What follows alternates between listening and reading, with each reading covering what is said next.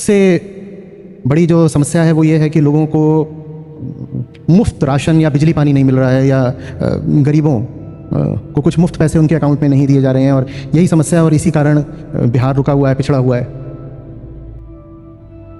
या एक और जो मुद्दा छाया हुआ है वो धर्म का है कि शायद बिहार की एक बड़ी समस्या ये है कि वहाँ पर धर्म खतरे में है। चुनाव तो लगभग इन्हीं चीज़ों पर लड़ा जा रहा है और इसमें सब प्रकार की बातें हो रही हैं, ज़्यादातर बातें स्तरहीन हैं, गाली गलौज पर भी उतारा।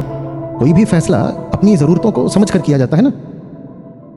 बिहारी बंधु हमारे, उनकी स्थिति क्या है? पहला शिक्षा।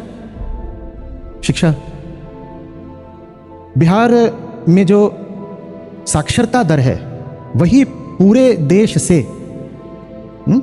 लगभग 10% नीचे है, और हम देश की औसत साक्षरता दर, लिटरेसी रेट की बात कर रहे हैं। देश का है 70-78%, बिहार का है 71%। ये अंतर आपको ऐसा लगेगा कि 7% का है, 7 का नहीं है। 78% पे 7% का अंतर लगभग 10% का होता है, और ये हमने औसत से तुलना करी है। आप बहुत अच्छे से जानते हैं जो युवा वर्ग है उसमें 30 से 35% तक बेरोजगारी है। वो क्या कर रहे हैं बताओ? और ये वो युवा वर्ग है जो बिहार में रुका है। 30 लाख बिहारी युवा हर साल बिहार छोड़कर दूसरी जगहों पर चले जाते हैं नौकरियां करने। वो भी रुके होते तो सोचो फिर बेरोजगारी की दर कितनी होती। एम्प्लॉयमेंट कहां से होगा? युवाओं को तो चटनी चटाई जाती है फ्रीबीज की ना। तुम्हें एम्प्लॉयमेंट की जरूरत क्या है? ये करो, नारे लगाओ, राजनीति में आओ, युवा नेता कहलाओ, और जो थोड़े ढंग के हैं उनको तुम छोड़ के चले जाओ। 70% लोग खेती कर रहे हैं, और खेती के लिए जमीन नहीं, क्योंकि जनसंख्या का घनत्व बिहार में सबसे ज्यादा है देश में।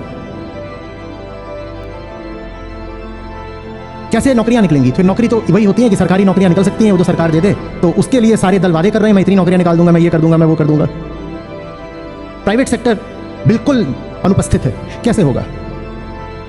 जब देश के सबसे ज्यादा अपराधग्रस्त राज्यों की बात आती है तो उसमें बिहार सर्वोपरि होता है, टॉप 3 में होता है।